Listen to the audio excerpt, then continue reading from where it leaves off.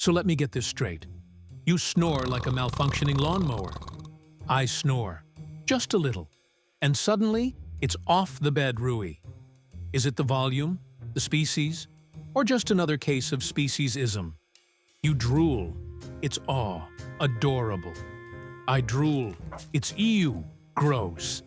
I carry the emotional weight of this household, and I can't even keep a pillow? I watch you chase after a tiny red dot for minutes.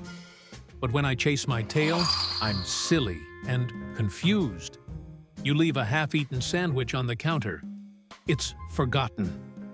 I sniff it for 2 seconds, and suddenly, I'm a thief. My farts are a deadly weapon.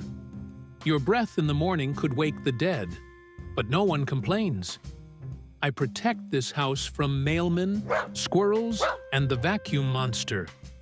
What do you do besides consume my prime napping spots? The indignity, the injustice, the lack of treat-based compensation.